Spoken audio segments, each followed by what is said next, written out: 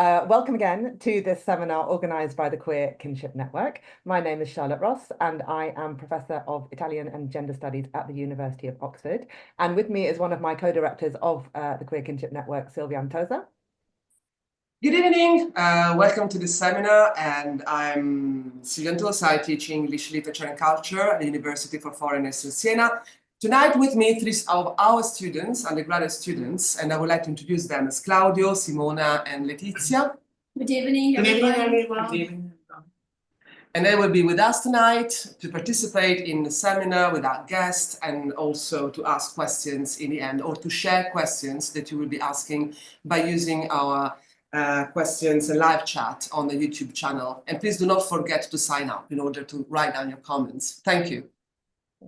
Excellent. So as with our previous seminars, we have a topic for discussion today, which is translating matricentric feminism into the Italian context. And with me to discuss it is our guest for today, Veronica Frigeni, who I will present in a moment. We were also hoping to have with us the author of the book that she has recently translated, Andrea O'Reilly, but unfortunately, Andrea is not able to be with us in person today. But we wanted to go ahead and stick to our schedule and talk about this important translation. So we will be thinking very carefully about Andrea's work and its translation into the Italian context. So as usual, those who are following the seminar will be following through our YouTube channel online, and you will be able to post questions in the chat, and we will then read them out and deal with as many of them as we can at the end. And remember that if you want to post a question in the chat, you need to have subscribed to the channel. Now, today's seminar will be taking place in a mixture of Italian and English. So if anybody wants to ask a question in Italian, you are absolutely welcome to. And part of the presentation or part of the discussion may well be in Italian, but we're going to start off in English. So without further ado, I will present our guest for today, Veronica Frigeni. So Veronica received her PhD in Italian from the University of Kent in 2018. She's been affiliated researcher at the Amsterdam School for Cultural Analysis and served as a visiting scholar at the Central European University in Vienna and at the University of Cambridge. She is currently a visiting scholar at the Centre for Feminist Research at York University in Canada. She's authored a monograph on Antonio Tabucchi and has contributed chapters on transcultural feminist writers Giorgio Agamben, post-colonial ecofeminism, matricentric feminism, queer parenting, reproductive justice, and many other really crucial topics. She's co-editor of the forthcoming volume Telling Lives, Mothers and Life Writing, which is forthcoming with Demeter Press in 2026, and also Womb Worlds, Transcultural Echoes on Reproductive Justice, again forthcoming with Demeter Press in 2026.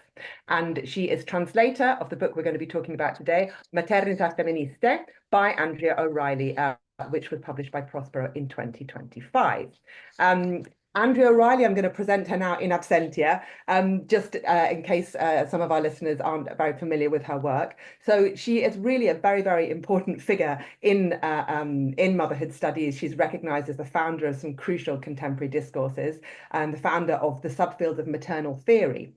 She is the creator of Matricentric Feminism, a feminism for and about mothers, and also of Matricritics, a literary theory and practice for a reading of mother-focused texts. Andrea is full professor in the School of Gender, Sexuality and Women's Studies at York University in Canada, and also founder and editor-in-chief of the Journal of Motherhood Initiative and publisher of Demeter Press, and author of many, many books and articles. So her voice is a really, really important one to engage with if we're going to be talking about mothering and maternity in any sense. So I'm going to hand over now to Veronica. You're very welcome. And you're going to start by making a presentation, and then you and I will have a little dialogue with some questions. We'll open up to Silvia and the students that are there, and then we'll open things up to anybody who is following us online. So Veronica, over to you. Okay, thank you. So can you see my screen? Yes, absolutely. My presentation? Okay, brilliant. So thank you very much, Charlotte, for the presentation, and thank you, Silvia and Paolo, of course, for allowing me to be here today. And I'm really happy and proud to be presenting this quite little book, but which really changed my life. And is actually receiving a lot of very interesting and positive feedback. So I'm very interested also in hearing what your thought will be today. So I'll start with my presentation, which, as I said, it's in English. And I'd like to provide a little bit of a context of why I decided to translate this book, to translate a selection of Andrea's writings, because actually it was my choice, it was my idea, it was my project. I initially shared it with Andrea, and then of course it was about finding the right publisher who was willing to follow the lead and to allow us to publish this translation, I'd say quite freely, and we'll see why in terms of language, in terms of content. So the first thing I'd like to say is how, so I'm going to back right here for a moment, how I got to matricentric feminism, because my interest with matricentric feminism starts with a very personal account. And you all know, you're all familiar with the feminist claim the persona is political. And in my case, was precisely this, because from my own perspective as a cisgender heterosexual woman, a mother of two, it is evident that feminism and the experience of mothering are inextricably linked. So prior to becoming a mother, I experienced numerous instances in which my gender was used as rationale for attempts to render me invisible, basically. But I must say that I overcame these challenges by combining a sense of boldness, maybe naivety, but also a lot of self-trust. But it was not until my pregnancy, which was both this physical and verbal announcement, that I fully appreciated the implications of being a woman in a patriarchal society.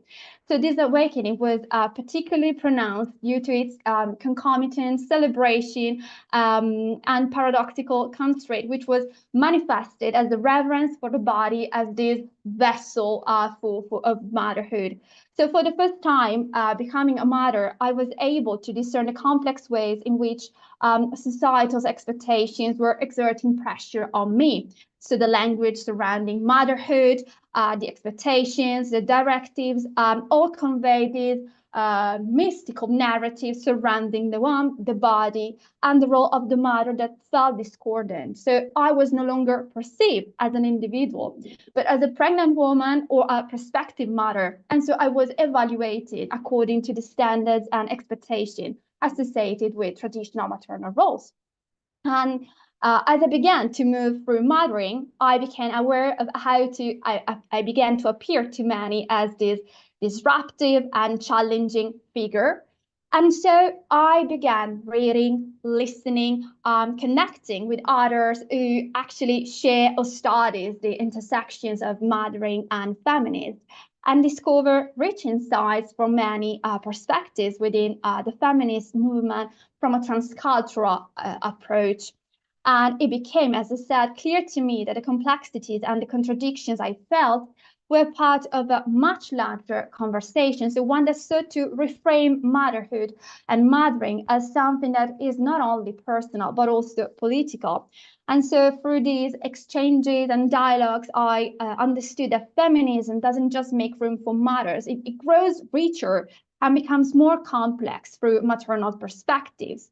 And while I was reading and listening and trying to get a sort of theoretical grasp of the experience I was undergoing, I mutually met Andrea in the autumn of 2022, because I started reading all her, and as Charlotte said, the large amount of reflection that she has written. So she wrote, for example, about mothering during the COVID pandemic. She wrote, of course, about the claims of resignification within feminist theory, practice, and activism of mothering. She wrote a lot about the difficulties and even ostracism of those who want to be mother in the academic world. So all this resonated with the experience I was doing as a mother. And each reading was a sort of an exchange, a collaboration, and this amazing solidarity of intention and desire.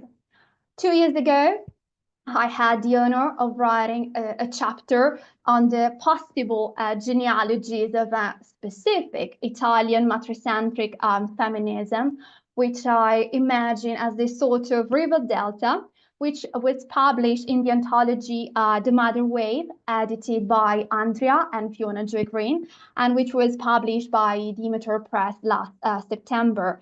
So this working on this chapter and working with Andrea allowed me to discover in a sort of virtual feminist writing workshop the woman and the mother within and beyond her words and her thoughts.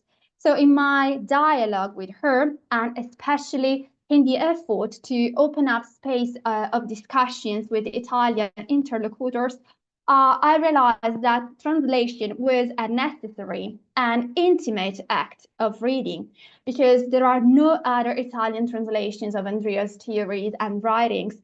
And so this made this work particularly urgent and valuable. So of course, I look at the Italian context, and I see, and you all, I think, will agree with me, that there are several reasons on why this publication was very much needed, but why also is very timely. So we all know, and here I've put, these 3 pictures that gives us a sense of how Italy is often, and for good reason, perceived as an anti-maternal country. So we all know that there are a huge number of structural obstacles that mothers face, but also in terms of cultural attitudes. So one could think of the unequal distribution of domestic and caregiving responsibilities, low female labor market participation, but also culturally these strong and arguably archaic myth of this sacrificial motherhood, which is very much pervasive in Italy nowadays. In 2022, we had the first female prime minister ever. So with Giorgia Meloni, with her government, for the first time, this unprecedented Ministry for Natality, Family and Equal Opportunities, led by Eugenia Maria Roccella, which you can see on the left. And basically, Roccella is sort of spokesperson of a very specific form of populist feminism and conservative maternalism, which situates motherhood at the core of her political agenda, and more broadly of this government political agenda. So, for example, Roccella framed the so-called demographic crisis as a central issue for her ministry, and with the objective of reversing Italy's declining birth rate, she started promoting traditional and what are called righteous forms of motherhood, and we all know what that means. So, heterosexual, cisgender, possibly white, possibly Catholic mother. So her approach, of course, has been the subject of huge criticism on the grounds that it has the effect of narrowing the definitions of family and motherhood in a manner that is aligned with the conservative agenda. But the government has been taking so many legislative moves and policies which are targeting what they do not perceive as righteous forms of motherhood. So I'd just like to mention the last one, which took place in October, when the Senate vote and surrogacy was declared a universal ban for Italian citizens. And you see how also this move is something which was framed and was very much claimed as an attack on queer parents and on those seeking and promoting motherhood and family rights for queer people. So the context was, of course, a main reason of why I decided to translate this book now. The second reason is the fact that I was amazed by the debate that was already starting, that has been starting in Italy in the past few years. So here I've put the cover of some books that I read in the past few years, from Murgia to Maddalena Vianello and so forth. So I felt the urgency with my translation to contribute to this new discourse, which was starting to take place within Italian public debate, and specifically thanks to Italian feminist activists and theorists. And so to reclaim mothering as a feminist experience. So my hope was that this book represents a contribution to this collective, symbolic, and activist reconstruction of a feminist mothering. And this discourse that is taking place is something which is absolutely original and new, because if we think of the story and of the tradition of feminists in Italy, we cannot think, we really have to think of the importance of sexual difference feminism, which was prominent with the second wave feminism and still has a huge consensus. But we all know how the approach of this gender critical form of feminism is to motherhood. So they have a very gender-based and essentialized view of motherhood. And this we have been witnesses of how this allows these paradoxical alliances between parts of feminism and the conservative and maternalist feminism promoted by the current government, and more broadly by right-wing parties. So also for the reason I thought it was about time for Italian audience to be able to read and to get a sense of what Andrea wrote about. So this was the book that I look at, and it's called In Mother Words, and it is a sort of compendium of Andrea's decades-long thought. It is around 40 chapters. So you see, it is a selection, it is a ginormous selection of this incredible number of publications that Andrea has published on the topic of mothering, motherhood, and feminism.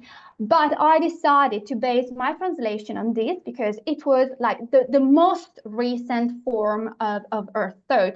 So it was like her last word on what she was saying, and actually it was published last year, at the very beginning of last year. Here you can see a summary of the translation of Maternità Femministe, which was published by Prospero Editore this month, actually, on March the 4th.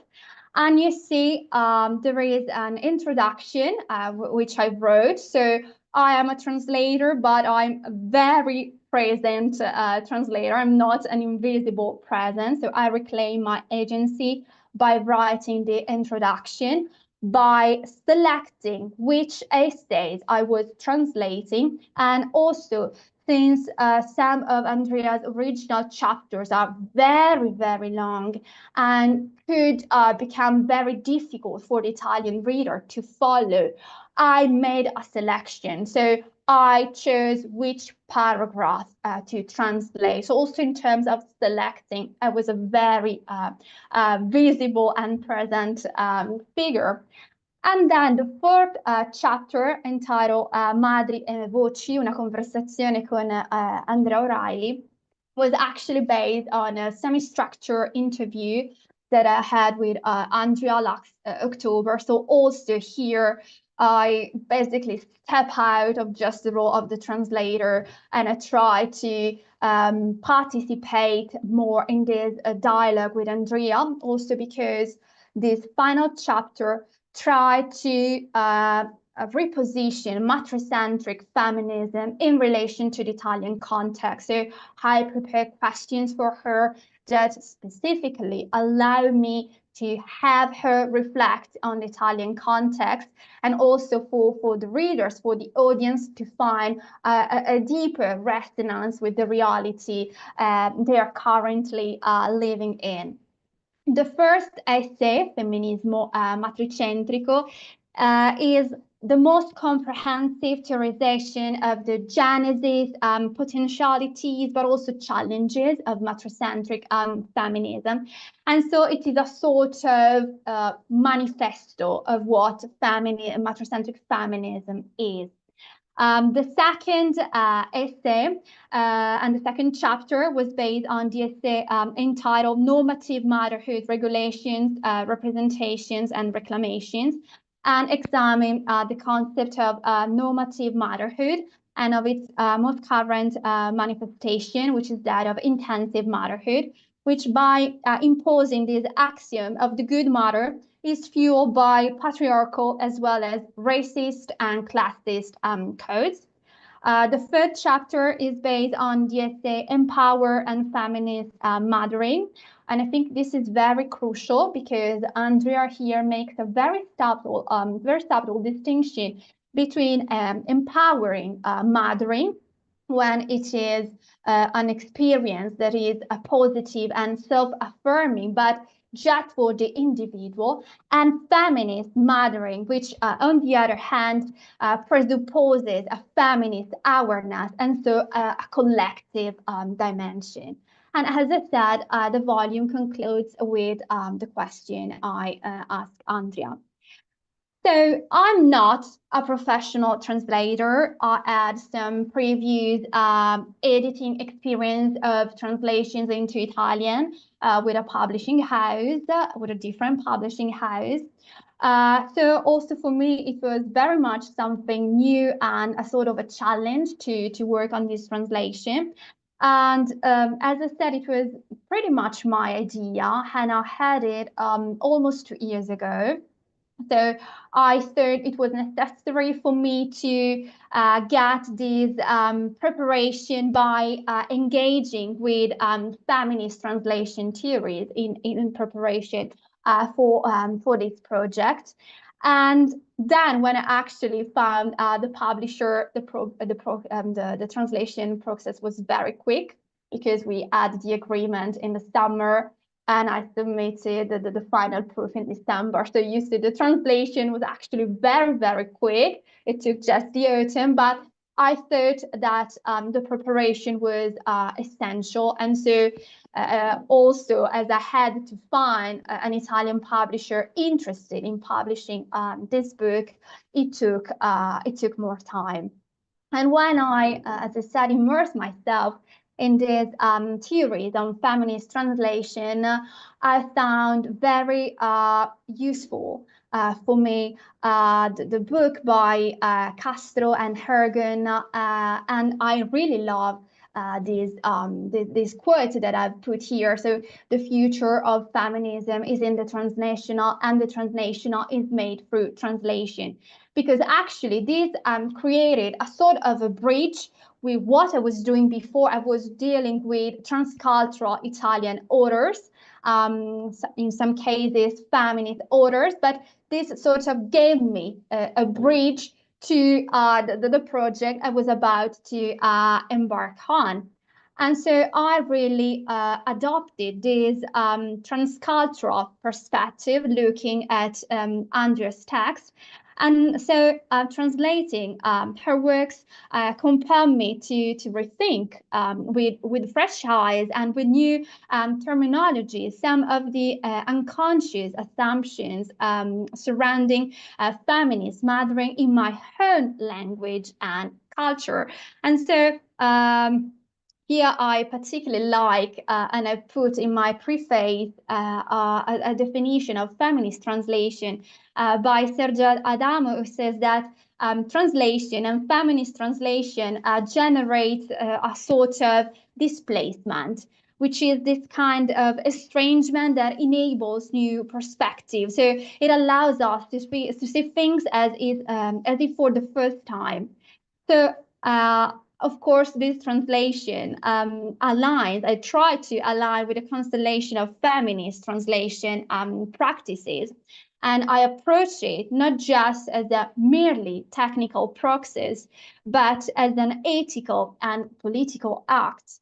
And I've put another quote, which I think is amazing. And I love how it summarizes what I took as my, as my mantra while I was translating Andrea. So the translator also has to engage with patriarchal violence in translation. And this is a crucial component of translational feminist ethics of translation. So there is an ethic in translating another person's voice. It is about, it is a matter of faith, so a matter of trust.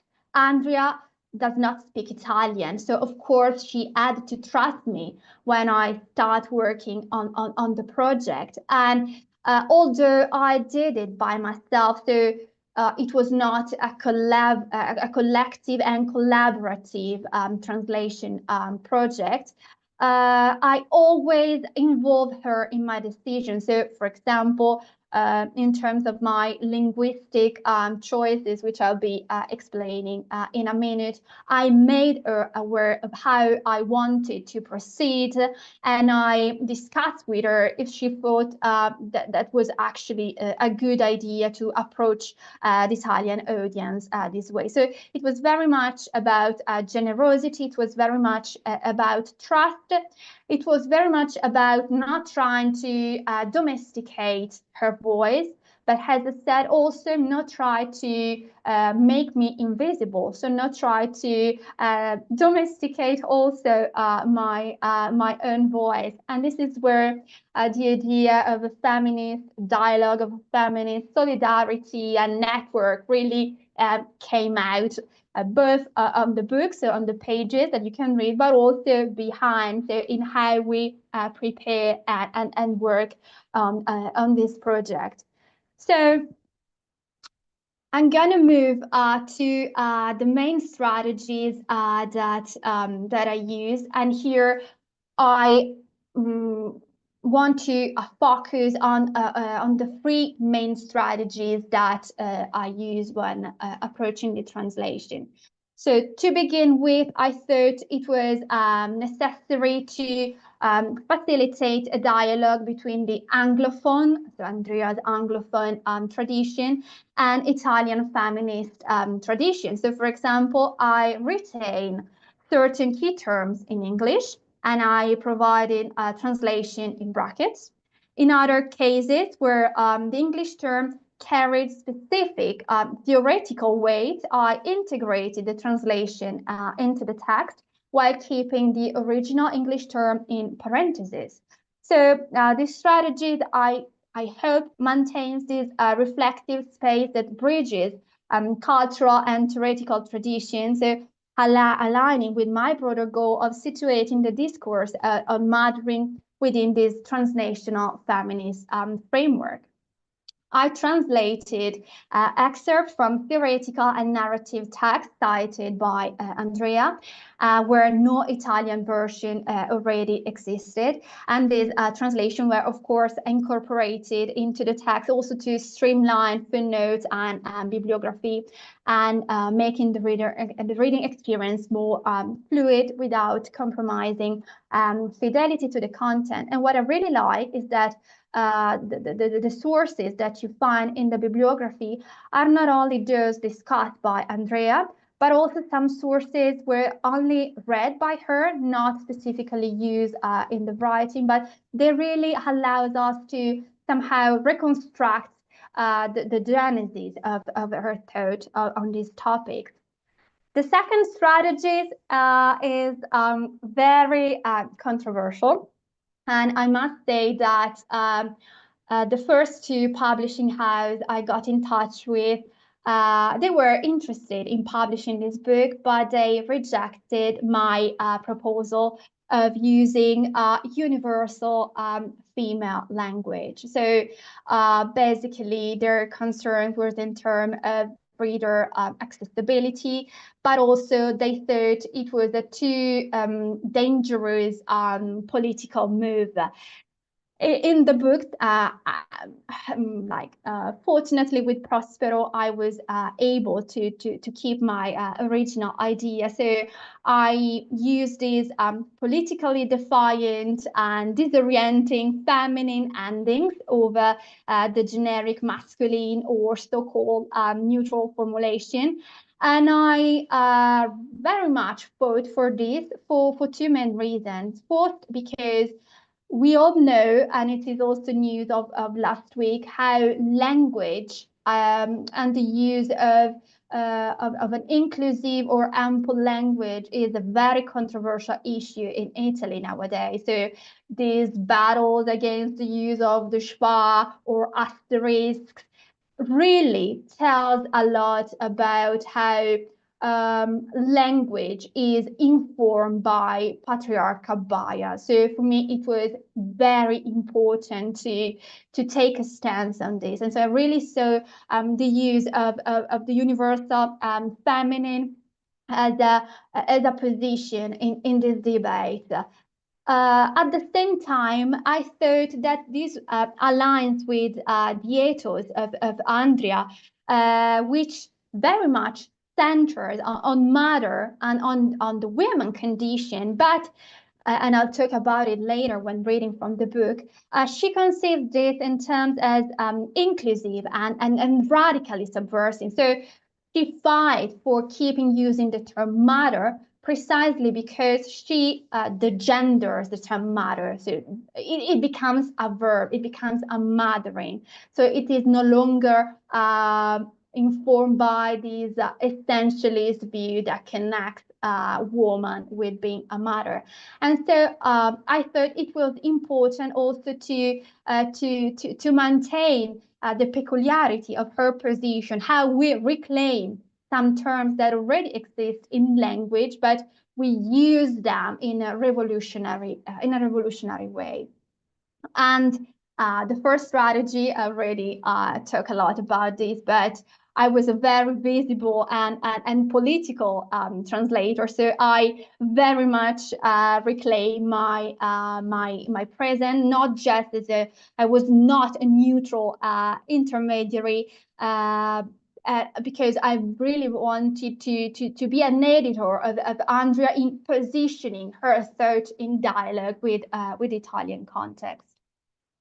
So here I've put just a picture of some pages which give you an idea of what I was saying before. So here, for example, you see the English term in parentheses, or here the opposite, so the English term in the text. My use of footnoting, which is a very extensive use of footnoting. At times, again, in agreement with Andrea, I searched for semantically neutral terms when I was not talking about matters.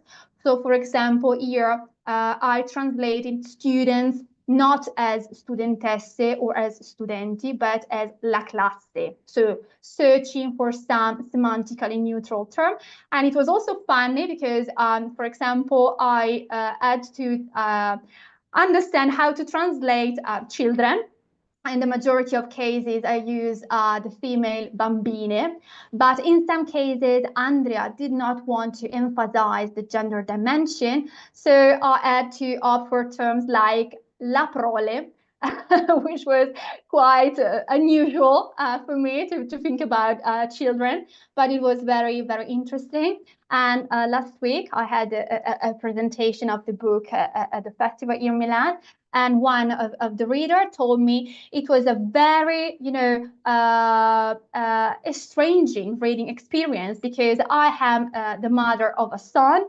So reading all this time, figlia, figlie, really was a provocative experience which pushed me out of my comfort zone. Key challenges, I'll be very quick on this, but of course, when I decided not to use the universal male, which is typical of Italian, I had to navigate my own habits and my own bias. So I actually the typos and the mistakes I made the majority of time in the different version when I was working and reworking on the translation was that despite all the effort, despite all my attention, there was always a figli, genitori, which was coming out somewhere, because although I am an educated person, although I'm very familiar and trained in feminist theory, the linguistic bias as an Italian native speaker is very deep. And so this really allowed me to also to reflect on how important was the revolutionary use of language. Conceptual nuances, as I said, there is a lack of in Italian of some crucial terms that Andrea uses. For example, and this was the biggest challenge, how to translate the difference between motherhood, which is the institution, and mothering, which is this potentially empowering and feminist experience. Because in Italian, we do not have two different words for this. So I had to use periphrases basically as fare la madre, il lavoro materno, il lavoro di cura materno, la cura materna, depending on the context of each text and of each sentence. But of course, it was very, challenging to try to provide the most appropriate nuance. And when I thought the Italian language was missing something, it was this moment when I kept the English term in parentheses. And then, of course, there were other challenges, which also came from the fact that this book is not an academic book. So it was thought originally as a project and then discussed with the publishing house as a book that had to be accessible with a broader audience, with lay readers. So keeping a balance between academic rigor and accessibility. So blending this very complex theory with a language which was not oversimplifying Andrea's thought, but allowed me to keep clarity. Again, theoretical fidelity, cultural adaptation. Here, I thought it was essential for me the use of footnotes. You probably know that footnoting is one of the most traditional strategy of feminist translation. And in this specific case, I thought it was crucial in some moments to clarify Andrea's thought by providing integration in the footnotes.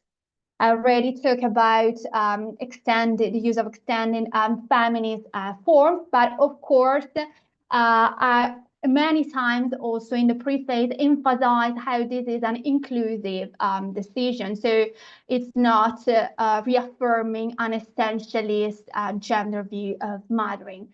And then keep a balance between linguistic innovations. I had to translate for the first time terms that Andrea herself invented. So like matricentric is a word that she made up, but also daughter centricity. So I had to ask myself how to translate daughter centricity. And I came up with this figlia centricità, and I talked about this with Andrea, and it was like the best way to convey also her stance on this.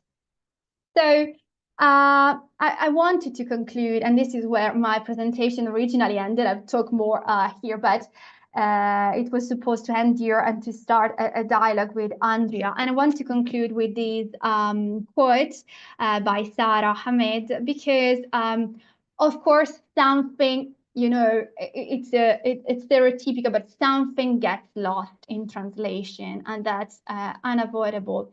But I'm really sure that the richness that comes out of translating text, and particularly of translating feminist text, is incredible.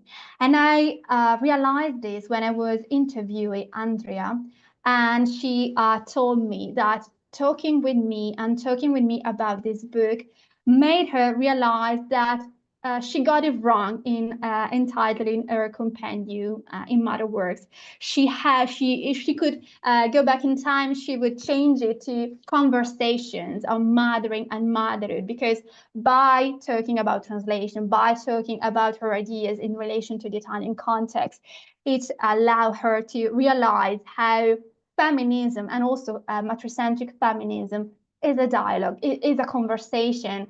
And so the book ends precisely on this, with her hope to trigger a conversation with the Italian reader. So this is where my presentation ends. I don't know if we still have time to present in Italian some of her ideas. Okay. It would be great if you could maybe read briefly a couple of passages. Yes, and then absolutely. we can have a discussion about some of the points. Yeah, okay, that would be amazing. Ok, so the first quote, la prima citazione, la prima lettura da cui voglio iniziare è proprio l'incipit del primo capitolo, quindi del primo saggio Femminismo matricentrico, questo femminismo per le madri. E Andrea così scrive: in una stanza tutta per sé, Virginia Woolf afferma: se vuole scrivere romanzi, una donna deve avere del denaro e una stanza tutta per sé.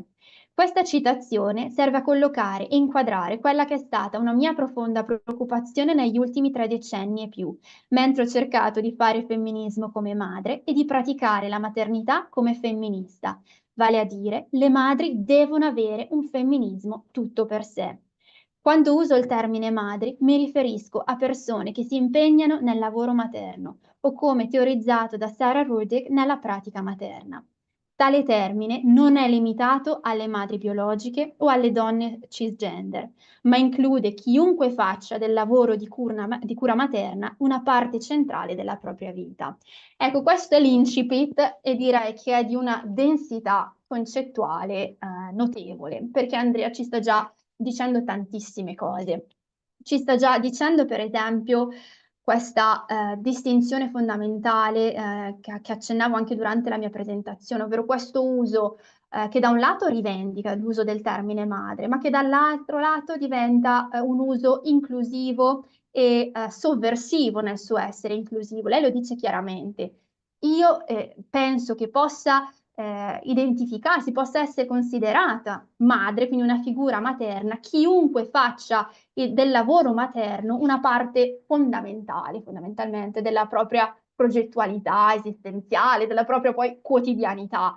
E questo è una questione dirimente, perché da un lato vedete la distanza di Andrea da forme del femminismo che già si erano interrogate sulla maternità. Per esempio, io penso alla deriva maternalista, quindi questa prospettiva femminista che vede nella maternità non più fortunatamente un destino biologico, ma comunque la migliore scelta possibile per le donne, che rivendica l'idea che le donne siano naturalmente portate a essere madri, naturalmente portate a essere delle buone, se non ottime madri, e che quindi solo ed esclusivamente in virtù di questo debbano avere una sorta di rilevanza nell'ambito domestico e una sorta di rilevanza politica. Ecco, quando Andrea prova a spiegare che cosa sia il femminismo matricentrico, sgombera subito il campo da possibili fraintendimenti. Il femminismo matricentrico non è quella roba lì, non è il maternalismo.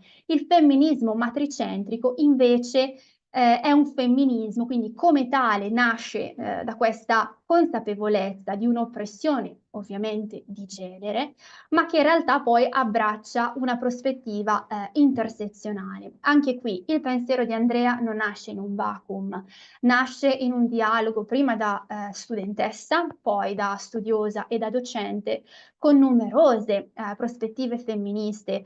Lei ne elenca tantissime anche nei saggi che io ho tradotto. Io vorrei fare solo alcuni nomi per darvi un'idea appunto di questa relazionalità del femminismo matricentrico rispetto agli altri femministi.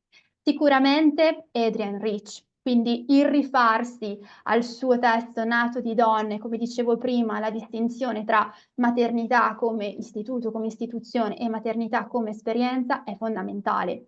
Andrea ha scritto un libro che è proprio L'eredità di Adrienne Rich, quindi lei da lì parte, però lì non si ferma, perché comunque pur nella sua portata rivoluzionaria, chiaramente il pensiero di Adrienne Rich ha non delle mancanze, ma ha dei nodi che meritano di essere, dei nodi concettuali che meritano di essere ulteriormente sviluppati. E Andrea quindi lavora per esempio su alcuni di questi. Lo fa in che modo? Lo fa, e questo rispecchia anche la sua formazione di dottorato in letteratura anglofona, con una tesi e con una formazione in realtà specifica sulle autrici afroamericane. Lo fa formandosi molto nel femminismo afroamericano, quindi la questione dell'intersezionalità.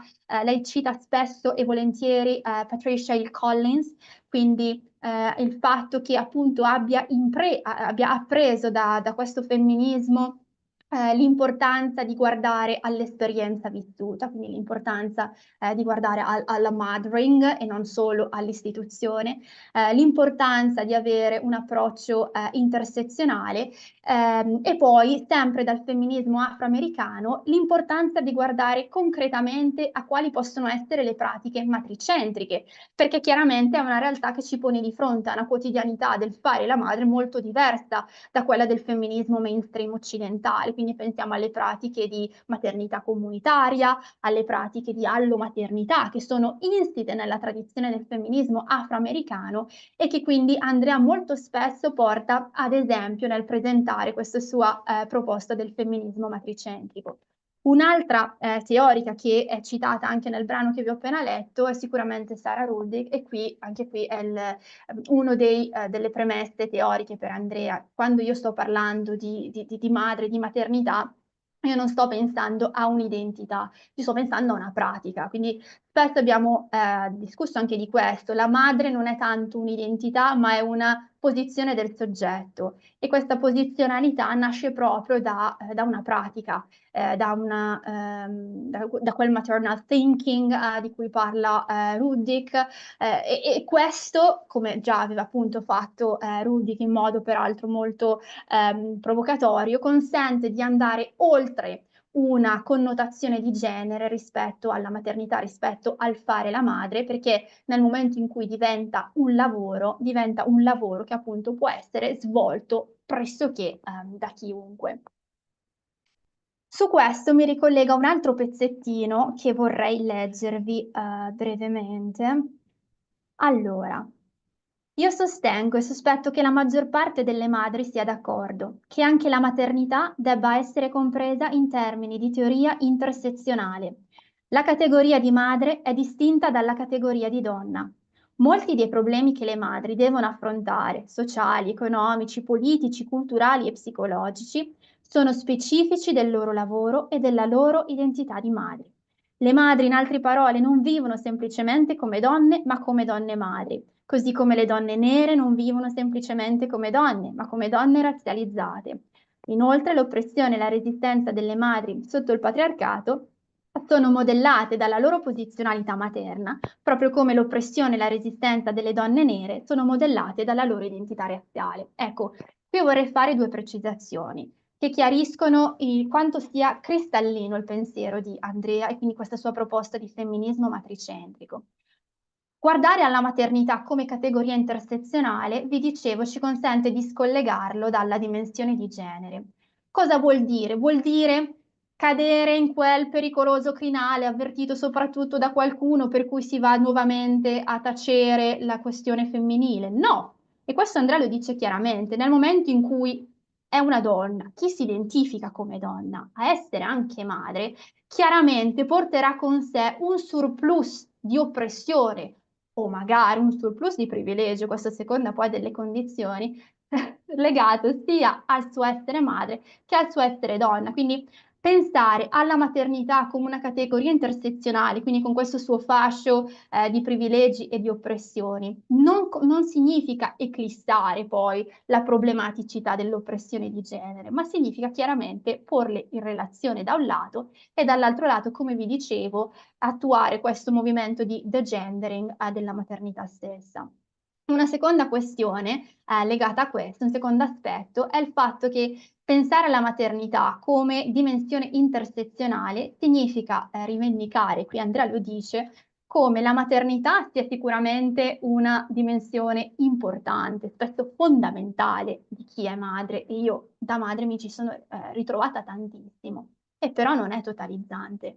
Io non sono solo madre, io sono n dimensioni di me stessa, ognuna poi con le sue specifiche difficoltà, potenzialità, oppressioni e privilegi. Essere madre per me è fondamentale, ma non è totalizzante, e penso che questo sia un altro punto cruciale nel momento in cui si prova appunto a veicolare, a porre in dialogo quello che è il pensiero di Andrea con il discorso e il contesto femminista italiano, dove invece troppo spesso, e ancora oggi troppo spesso, vediamo prevalente questa proposta maternalista per cui la maternità viene presentata come la migliore scelta possibile, e dove però viene pensata appunto come una maternità che esaurisce completamente poi l'identità di chi effettivamente madre lo diventa. Quindi un riposizionamento di prospettiva palanca delle conseguenze e delle considerazioni,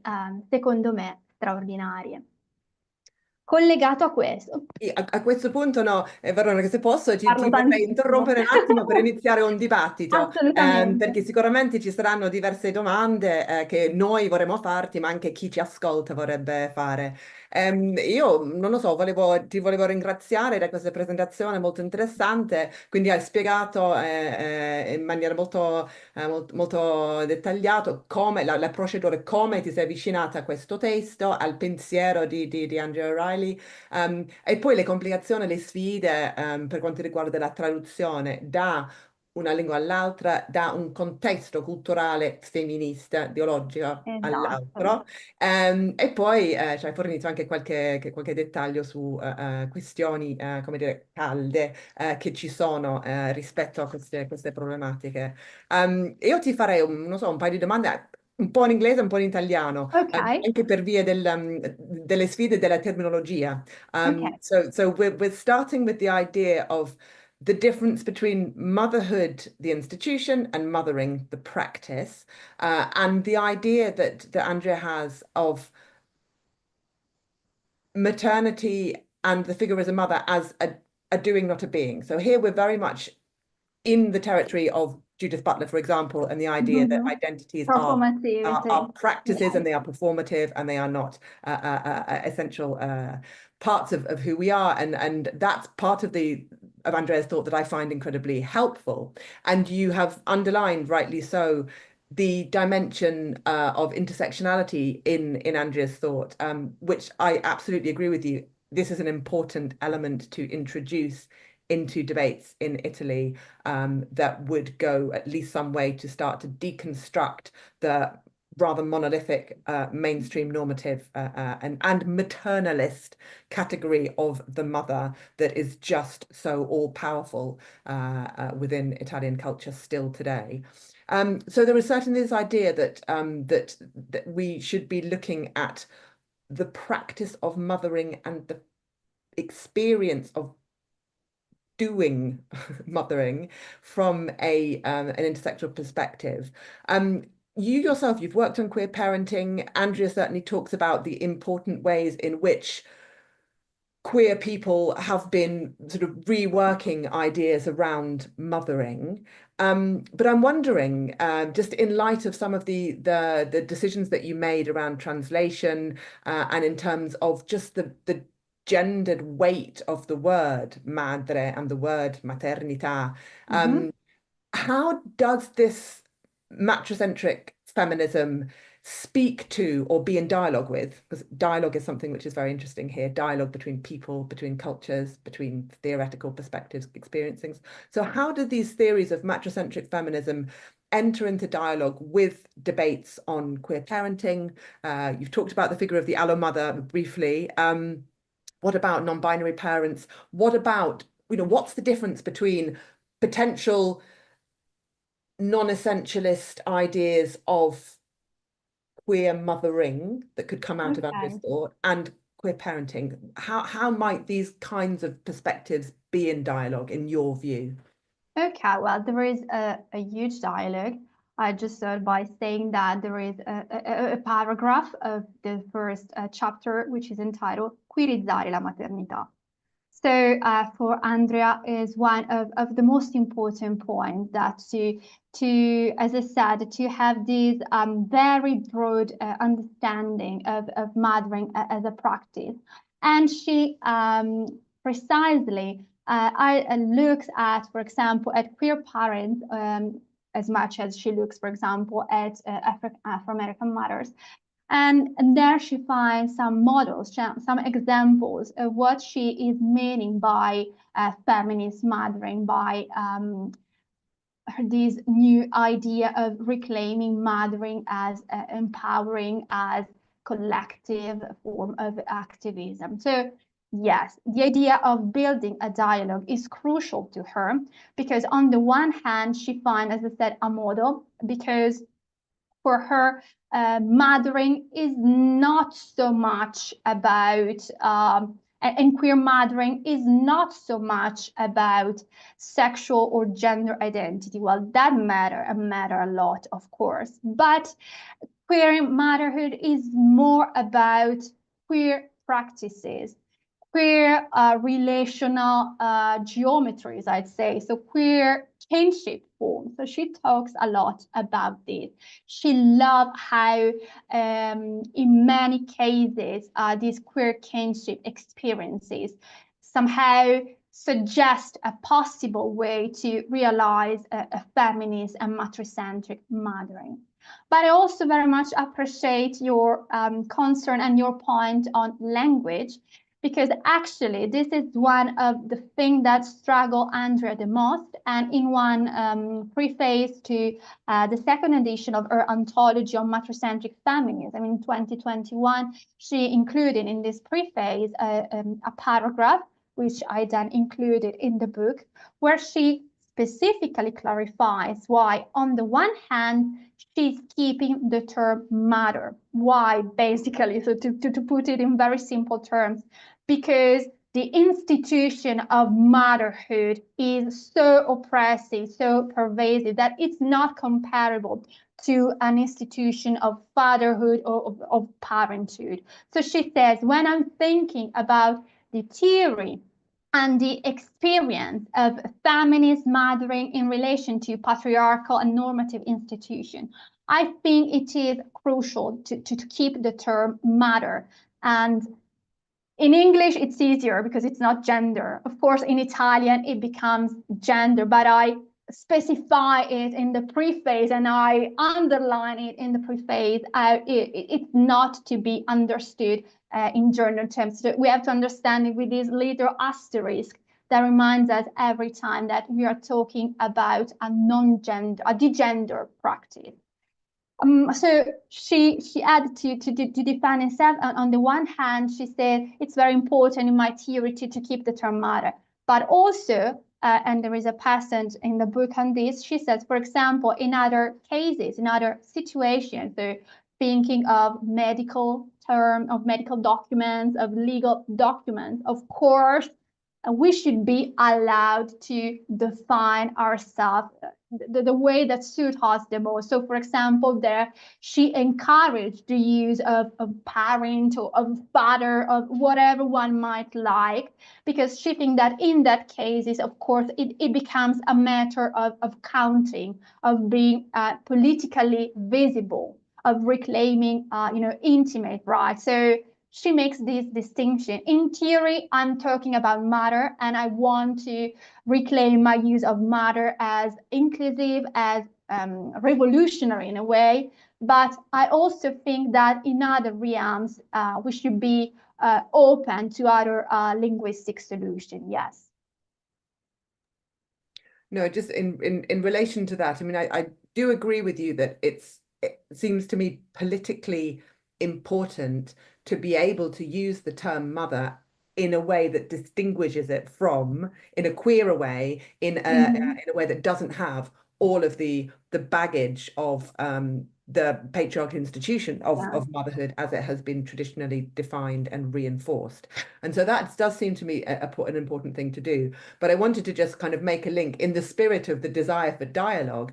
I wanted to make a link also to work on, for example, Lesbian Motherhood by Roisin Ryan Flood, who talks about the fact that in a very similar way, it's fundamental to create dialogue and find commonalities between different forms of parenting, whether that be queer parenting, or whether that be lesbian motherhood or lesbian parenting, or whether that be heterosexual mothering or parenting of some way, and to really break down those ideas that differently perceived groups or differently politically situated groups are radically different from one another and couldn't have that kind of commonality. And if it's possible to try and find the ways in which there could be dialogue, because it breaks down those kind of barriers, and it also allows for the transformational potential of some of these terms, it makes them much less monolithic. It means that they do need to be defined and they need to be qualified. And in that qualification, there is the possibility of some kind of empowerment.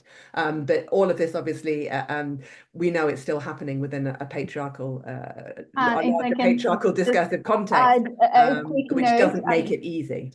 Yeah, I received a lot of feedback from feminist activists, writers, thinkers in Italy in this month. And I received the only, I must say, negative feedback at the moment, which was very polemical. And it started with queerizzare la maternità. Ma di che cosa stiamo parlando? So you see how controversial this point is, and so how radical and revolutionary in a sense was to have this text that really talks about queering mothering as she thinks the best way to a feminist mothering. So this is very controversial for the Italian context right now, and I'm saying this from the feedback I'm getting. Absolutely, yeah. That's very interesting. I think I'm going to hand over now to Sylvia, and I think there are some questions in your room. Thank you. Thank you so much, Veronica, for this amazing talk and for all the issues we've been tackling, starting from issues of what is feminism, how can we really position ourselves in an embodied way, when we talk about feminism nowadays, and as mother, or even not mothers, but just in biological or non-biological mothers. I'm not a biological mother, but I still have a child. And actually, the positioning that I've been working out in my life, my experience in my work, in everyday life, is like a constant coming out and engaging and being in dialogue, and or trying to ease the tensions with, whatever different positionings you get about that and about queering parenthood or motherhood, as Charlotte was just previously saying. So thank you for that, and for opening up the very notion of mother, or mother as other as well. I really loved the wordplay that was analyzed and that you were talking about beforehand, about this mother as other, but also a figure which is being historically embedded into the patriarchal tradition, and how really it's been systematically conveyed in fiction, in life, in everyday rules, and everything that really concerns our everyday practices. So there's lots of things we would like to tackle, but before I ask my questions, there's questions here from the floor and comments and reflection. And while you were talking, we were engaging with lots of issues that come from Anglophone literature as well as other cultures and traditions, and especially with dealing with the representation of the figure of the mother, and in an intersectional way or in an essentialist way, which is equally problematic somehow. And also we were talking, just to anticipate a few of the points and the reflections which will be shared in a minute, about how language really differs from Romance languages, Anglophone languages, but also Eastern languages, that are a bit far away from our own tradition. But no more of that, and I would like to hand over to Letizia, who would like to share a couple of points with us. Good evening, everyone. First of all, I want to thank you for this presentation that has been really amazing for me, because this is a topic that I really care about. And my question was about the fact that nowadays we're facing a problem with our government about the terms we use in school. So how much of a problem has been finding someone that was willing to publish this book, because I think that we, as a country, we are not really giving much attention to this topic. And yeah, so my question is about this, because we're facing this problem with schools, with the terms that are for the queer people, and so this. Okay, thank you. Yes, so as I said, this started as my own idea, and I'm happy to reclaim this as my own idea to translate Andrea's writings. It started actually 2 years ago, and I got in touch with the first publishing house here in Italy, which was a quite famous feminist publishing house. They said they were interested, but then they started to, to make limits, like, okay, this is a good topic to translate. There's no, so they were too much obtrusive in my selection of topics first. So I said, no, if I'm not allowed, if I'm not free to translate what I think are the crucial points of Andrea, if I have to erase part of her thought, this is not the right place to continue. And so I got in touch with another publishing house, and they said, okay, we love all the topics, we do not like language. So you have to use traditional language, do not talk about Schwa or Asterix or those horrible things, but not even the use of female. We do not understand that. It's too, as I said, they told me it was too much. So it's too bold, it's not going to be understood. And so also in this case, I said, okay, no, so this is not the right person I want to work with. And then I got in touch with another publishing house, feminist publishing house, and they were amazing. Unfortunately, their catalog was already full for the next 2 years. So they told me, we think it's something you should do now. But if you want to do now, we can help you find someone who could be the right publisher. But if you want to wait, you can do that with us. And I said, okay, no, it's too urgent to publish this now. And so they introduced me to Prospero, suggest me to get in touch with Prospero. And when I first sent the email, I got the the automatic answer. We'll let you know in 6 months. I was like, oh God, it's so timely. I can't wait. But I was actually contacted the following day, and they have these people working in Prospero. They're very young. They're all, most of them have studied translation, feminism. So they have a huge number of publication and of translation of feminism, and they wholly and wholeheartedly embraced my proposal, and I was absolutely free to to do it as I wanted to pick the topics, to choose the language. So there was no interference. So I must say that I count myself lucky, because it took me just 6 months to find the right publisher. But I know that for many other texts which are deemed even more controversial, this is almost an impossible reality right now. Yes. Thank you, Veronica. And if I could add something on top of that, I think last year, the University of Trento has rewritten all their laws and statutes by using the so-called femminile sovresteso. So all the official documents are now basically, they use the feminine gender in language, and this has caused, as you might imagine, lots of commotion at the ministry. But they kept it, so that's really brave, in a moment in which, as you were hinting, the same Ministry of Education of primary and secondary schools, a few days ago, they just said that in official communications, there is no possibility of using schwas or asterisks or any form indicating or pointing at identities that are not within the binary, genders and the binary frames. And that's actually, from the one hand, there's attempts, we're seriously trying to use those forms that definitely go beyond the binarisms.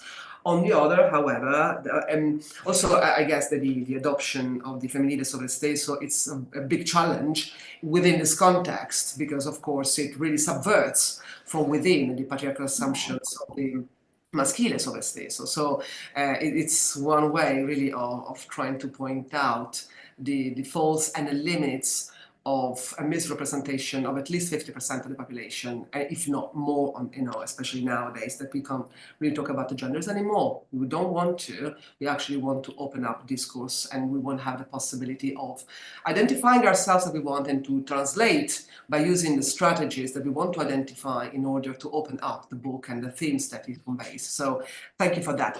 Are there other thoughts or reflections you want to share? There's another one. Yeah. Yeah, there's another one that I'm gonna explain to you in Italian this time. Okay. Riflettevo durante la presentazione su come anche storicamente, perché abbiamo fatto una bellissima introduzione citando Virginia Woolf e Una stanza tutta per sé, mi viene da pensare come le donne, coloro che si identifichino nel termine di donna, siano sempre messe davanti ad una scelta, cioè è sempre un costante bivio di identità personale o identità di madre. E in questo senso riflettevo anche circa una metafora utilizzata da una scrittrice a me cara, che è la metafora del fig tree di Sylvia Plath, su come una donna o comunque una persona debba per forza scegliere una sola carriera, che non possa sentirsi madre scrittrice, che non possa sentirsi madre lavoratrice, madre e femminista nel caso della nostra discussione. Quindi ecco, la mia riflessione è quando e come le donne riusciranno a finalmente non dover più scegliere. Questo è quello che è essere poi effettivamente libere di embrace un'identità, no? Visto che la nostra discussione è bilanguage, embracing un'identità che sia quella di donna, che porta tutti gli oneri e gli onori, cioè sia di madre che di lavoratrice, femminista, scrittrice e quant'altro. Ti rispondo, ovviamente, ahimè, potrei essere solo una Cassandra di negative notizie, probabilmente guardando al presente, ma ti rispondo mettendoti lì 2 o 3 punti. Allora, il primo è un passaggio che fa Andrea e che io riporto nel primo capitolo, se ricordo giusto. Lei parla di maternal wall. E lei dice: noi siamo sempre abituati a pensare che il gap principale sia quello tra uomini e donne. Attenzione che esiste un maternal wall, per cui quando una donna che magari è anche in carriera diventa madre, lei dice proprio la festa in ufficio è finita. Proprio perché noi veniamo e ci viene propinata questa narrazione della maternità intensiva, sacrificale, che è abbinata alla logica e alla narrazione performante del neoliberismo, costringe fondamentalmente ci mette in questa split subjectivity, per cui, come dicevi tu, siamo sempre a un bivio, dobbiamo scegliere e quello che scegliamo diventa totalizzante. Lo lego a una cosa che è successa a me. Io non amo molto parlare della mia questione, ma nell'ambito del femminismo penso che sia sempre poi fondamentale un po', no? Questo ripartire e ritornare anche a sé. Dopo il dottorato, appunto approcciandomi alle prime domande di postdoc o di quelli che sono i primi posticini accademici, io avevo questo doppio gap di maternità, un primo figlio avuto durante il dottorato e una seconda figlia subito dopo la Viva. Io ero alla Viva con questo pancione di 8 mesi. Quindi c'è stato poi ovviamente un gap perché io ero la responsabile principale di queste 2 creature. Quando ho iniziato quindi a fare le mie prime applications, i consigli che ho ricevuto, ed erano consigli e li ho ricevuti da accademiche, è stato quello di omettere dal mio curriculum le maternity leave, di non far capire che io fossi madre, perché sarebbe stato più comprensibile e accettabile che ci fosse semplicemente un gap tra il dottorato e quello che poi sarebbe venuto successivamente, piuttosto che andare a dire ok, questa è una madre. Quindi capisci che anche lì mi sono ritrovata in questo out-out. Se vuoi essere una persona che lavora in questo ambito, devi in un certo senso censurare il tuo essere una madre. E questo per me però è stata una linfa vitale, proprio per iniziare a formarmi. Io lo dicevo all'inizio, io non arrivavo da una formazione sulle tematiche femministe, io parto da tutt'altro, cioè tabucchi, quindi tutt'altro.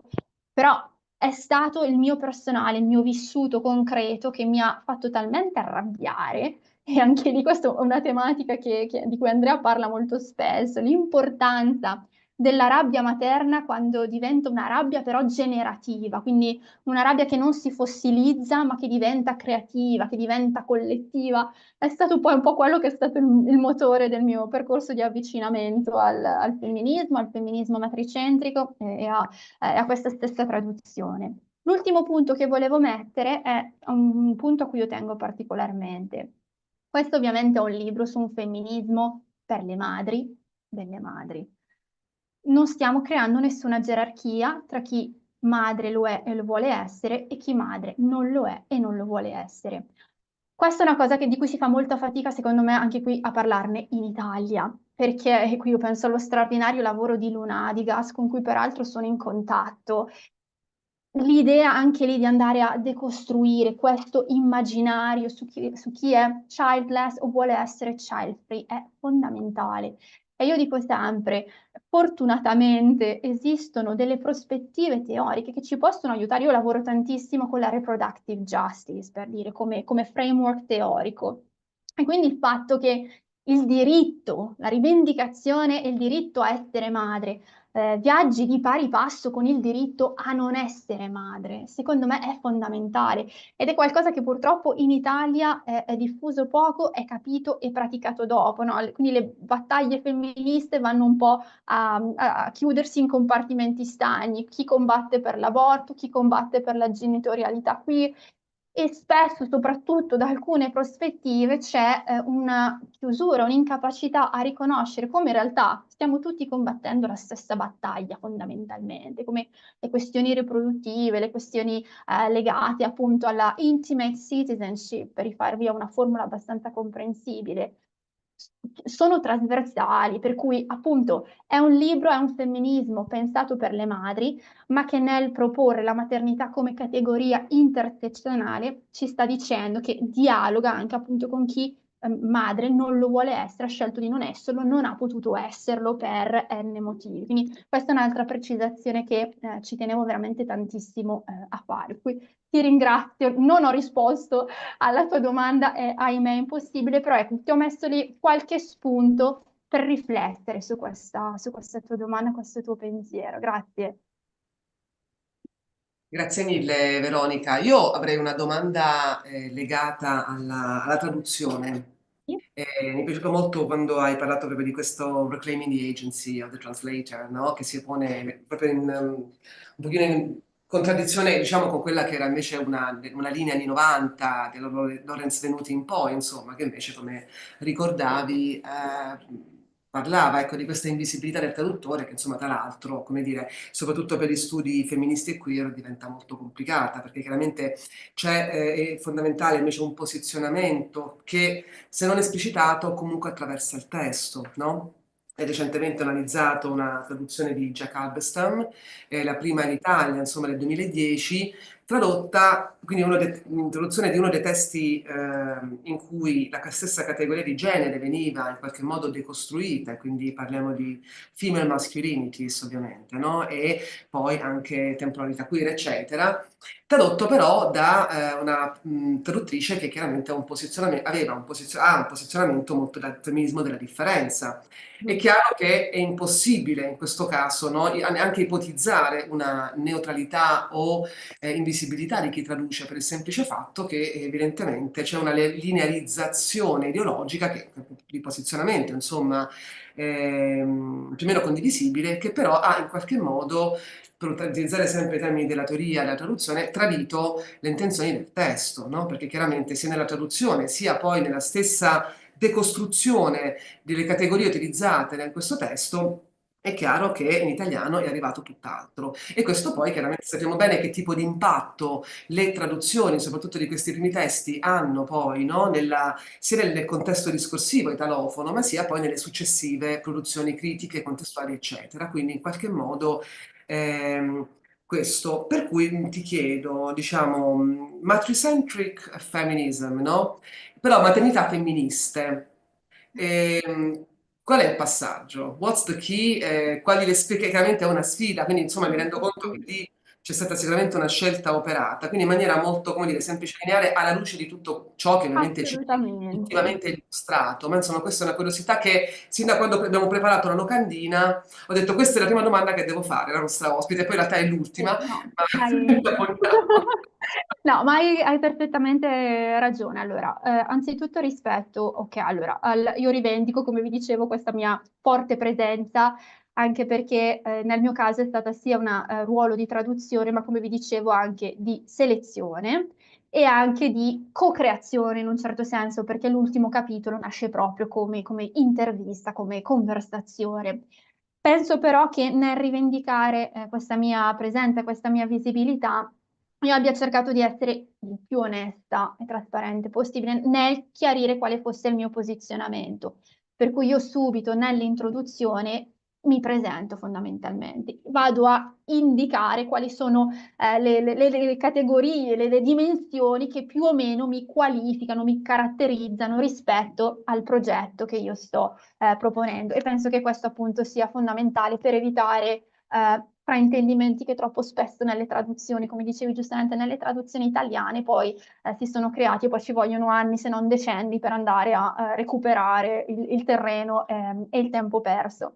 Come siamo arrivati a maternità femministe? Allora, ci siamo arrivati perché il testo che io ho tradotto non si chiama Matricentric Feminism, si chiamava appunto In Mother Words, eccetera, eccetera, eccetera. Un titolo che inizialmente avevo pensato di tradurre, ma che dopo il confronto con Andrea, quando Andrea mi ha detto no, tu mi hai fatto capire che io ho sbagliato il mio titolo, perché in realtà il femminismo matricentrico è un dialogo, una conversazione, per cui non usare quello, trova qualcosa che secondo te veicoli questo senso di dialogo, di apertura. Al che io stavo scrivendo, avevo appena finito di scrivere quella che era l'introduzione e la mia introduzione inizia con la domanda: cosa significa parlare di maternità femministe?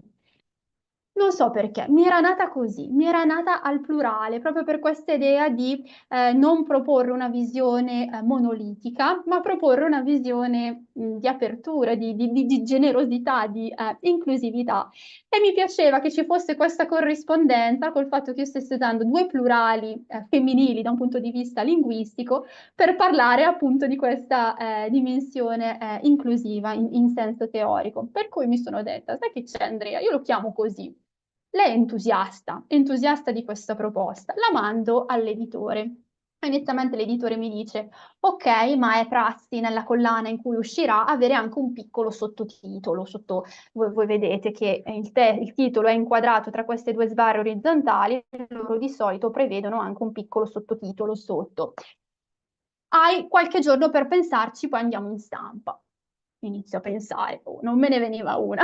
Mi arrivano le proposte della editor e così via, le proviamo, le riproviamo. Non c'era convinzione, finché poi mi chiama Riccardo, che è il titolare di Prospero, mi dice no, va bene così. È già talmente importante, dice già talmente tanto questo doppio plurale femminile, per cui per la prima volta in questa collana usciamo senza sottotitolo. E quindi qua c'è stato il via libera a questo doppio plurale che appunto, confesso, è nato quasi inconsciamente nel momento in cui mi sono posta di che cosa voglio parlare. E quando ho studiato in Inghilterra, le mail, il dottorato, mi hanno sempre insegnato, magari Charlotte mi dirà che mi hanno insegnato sbagliato, ma di partire da una domanda, quindi tu prima inizia a chiarire le domande, la domanda a cui vuoi rispondere. Qual era la domanda da cui io sono partita? È una domanda che non mi sono mai posta singolare e così è rimasto e ne sono felicissima perché secondo me veramente in un modo molto semplice, magari anche un pochino catchy, ci restituisce poi la dimensione del pensiero di Andrea. Quindi grazie per questa curiosità. Ma grazie a te, insomma, per questa restituzione, per tutta la, come dire, il percorso che ci ha guidato nell'ultima ora e mezzo. Non so se abbiamo altre domande o se vogliamo ripassare la linea a Charlotte. No? Siamo contentissimi. Io ce l'ho, ovviamente. In chat non penso che ci siano domande ancora. Per chi ci ascolta, se avete delle domande o in inglese o in italiano, per favore scriveteli. So if anyone who's listening now, if you have any questions, either in English or Italian, please feel free to put them in the chat and we'll engage with them. I wanted to bring back in Michela Murgia. Parliamo un po' di Michela Murgia perché ovviamente è una figura che ha ridefinito in tanti modi l'idea di famiglia, di rapporti, di affettività, di intimità, eccetera. Secondo te, quali sono i legami, forse, i punti in comune tra il pensiero di Andrea e il pensiero della Murgia? Tu dove vedi le connessioni, dove vedi i dialoghi fra le loro prospettive diverse? Ti ringrazio moltissimo perché questo secondo me è uno spunto fondamentale, nel senso che prima di approcciarmi alla traduzione, come vi dicevo, io ho scritto questo capitolo un pochino più teorico per l'antologia di Mother Wave, dove mi era stato chiesto da Andrea di provare a pensare quali potessero essere delle forme o delle voci che si potessero leggere in relazione, in modo molto vario, in relazione con quello che è la proposta del femminismo matricentrico. E quindi lì io ho adottato come angolo critico la questione della gestazione per altri, fondamentalmente, che poi è stato uno dei temi più caldi, più dibattuti e che maggiormente ha creato spaccature all'interno del dibattito e del discorso femminista italiano negli ultimi anni. E quindi chiaramente c'era da un lato la posizione della differenza sessuale che superficialmente potrebbe sembrare di primo acchito, quando io parlavo alle altre persone italiane, di questo femminismo matricentrico, la risposta era: ah, ma ha già detto tutto Luisa Muraro, l'ordine simbolico della madre. Quindi lì hai voglia a decostruire e a far capire che stiamo parlando di tutt'altro perché viene meno quella componente di genere, di essenzialismo, e perché qui si parte dalle madri e non dalle figlie, e penso che sia una differenza fondamentale. Dall'altro questa grande prospettiva del transfemminismo, del femminismo queer, che invece sappiamo ha questo approccio intersezionale che chiaramente dialoga moltissimo con Andrea. E mentre scrivevo questo capitolo c'è stata poi la vicenda personale di Michela Murgia e quindi anche questo suo crescere di riflessioni sulla famiglia, sulla relazionalità queer. E io lì veramente ho trovato un punto di incontro, forse il primo vero punto di incontro, e infatti io la cito moltissimo nel mio capitolo, su un possibile dialogo, una possibile voce con cui sicuramente Andrea avrebbe dialogato rispetto al femminismo matricentrico, ma per una serie di motivi infiniti, il degendering della maternità, quindi noi sappiamo della visione del figlio d'anima appunto che ci propone Michela, e ritorna tantissimo appunto questa maternità elettiva di volontà e quindi slegata dalla questione biologica, che è cruciale. Poi il fatto di ripensare le pratiche all'interno di una famiglia queer, le pratiche di relazione, le pratiche di maternità. È un argomento su cui oggi non ho parlato molto, ma nel libro, per esempio, Andrea dà una serie di indicazioni, di possibili esempi sulle pratiche di maternità femminista, queer, che si possono seguire, e parte proprio da questo ripensare le geometrie relazionali. E ecco, io ho visto un riscontro fortissimo con le proposte di Murgia. Poi io penso che la voce di Murgia fosse straordinaria anche per questo suo, e io qui mi riferisco soprattutto alla questione della gestazione per altri, questo suo creare anche un terreno di incontro, il che potrebbe sembrare paradossale, ma tra posizioni differenti. Io l'ho letta e riletta più volte, e lei da un lato ovviamente è a favore della gestazione per altri nel momento in cui ovviamente non diventa uno sfruttamento capitalista, una deriva di questo tipo, quindi solidale, auspica in realtà una regolamentazione, una promozione della pratica in termini solidali. Quindi potremmo dire molto affine a una prospettiva maggiormente queer, per semplificare. Dall'altro lato però ci ricorda sempre, senza scendere, senza scadere nei rischi dell'essenzialismo, l'importanza del corpo della gestante. Ecco, io qui ho trovato una sua incredibile capacità di radicarsi nell'eredità del femminismo della differenza e decostruirlo, quindi riprendere il corpo della madre in un certo senso, ma per farne tutt'altro. Quindi sì, secondo me lei è un riferimento fondamentale, è un esercizio che io ho fatto, leggere i suoi scritti in parallelo a quelli di Andrea, è un esercizio che consiglio veramente a tutte e a tutti, perché secondo me si illuminano vicendevolmente in modi inediti e importanti. Mm.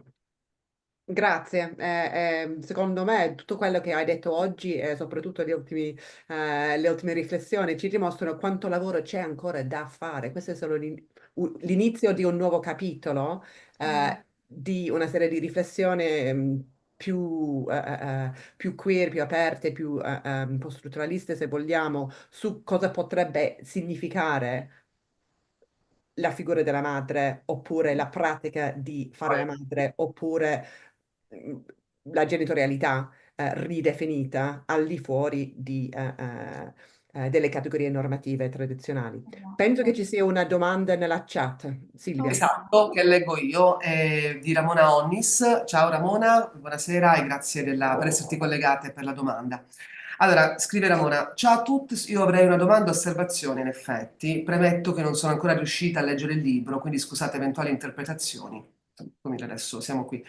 Mi pare di capire che il libro prenda comunque le distanze dal pensiero della differenza, eppure trovo, per esempio, problematico il ribadire la distinzione fra donna e madre che Veronica ha citato all'inizio.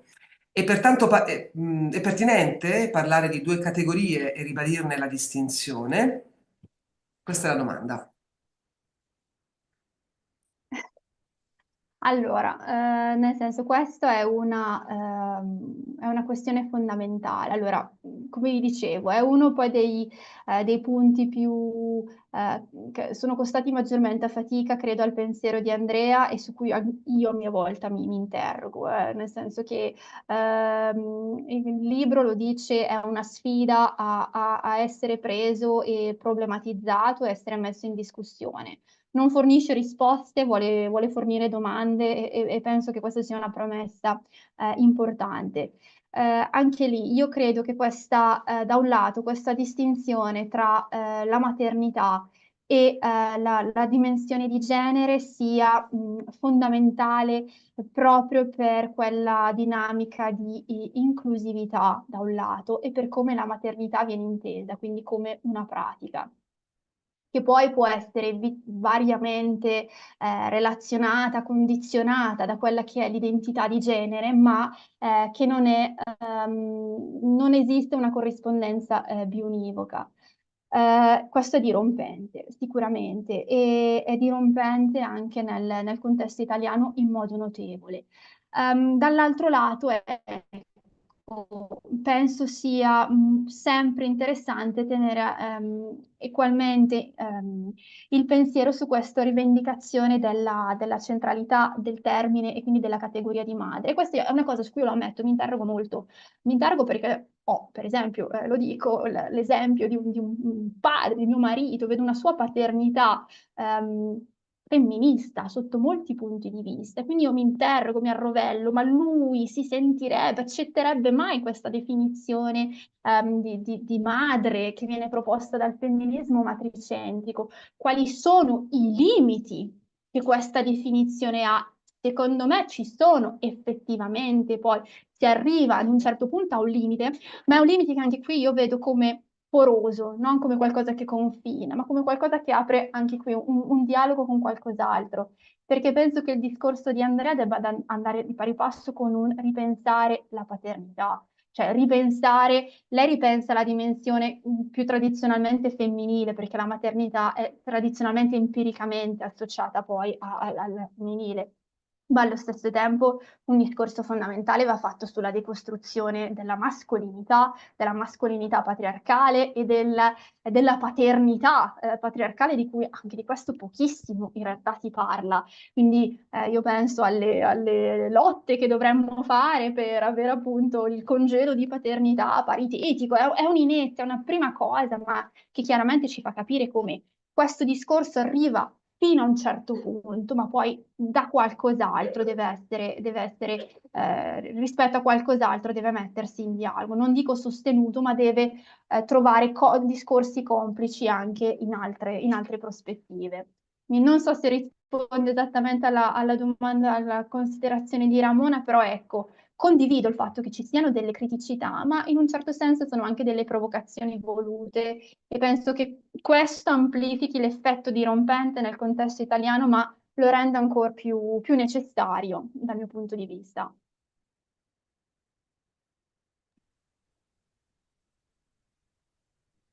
Grazie Veronica.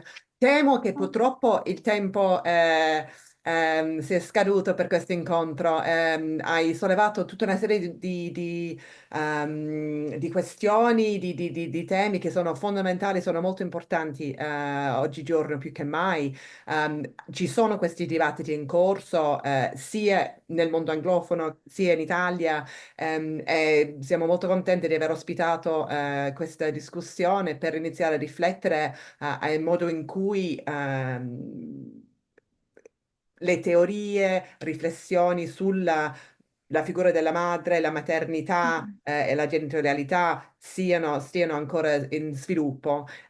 Quindi ti ringrazio tantissimo e speriamo che comunque vedremo nei prossimi mesi, nei prossimi anni, tanti lavori e tante riflessioni che prenderanno in considerazione queste tematiche e le porteranno avanti, perché non è mai questione di o un prospettivo o l'altro, dobbiamo cercare Esatto. di, come dice Andrea, come dicevi tu, di stabilire dialogo tra diverse prospettive per cercare di rendere possibile una pluralità sempre più plurale di modi di essere e rapportarci l'uno all'altro nel mondo, perché assolutamente la figura monolitica della donna e della madre tradizionale è stata, da alcune persone è stata completamente decostruita, però rimane ancora lo spettro oppure la presenza di questo mito che è molto problematico nelle nostre società. E invece i discorsi di Andrea e poi la nostra conversazione di oggi ci permette di andare oltre, di cercare di ripensare, risignificare le parole e cercare di andare sempre più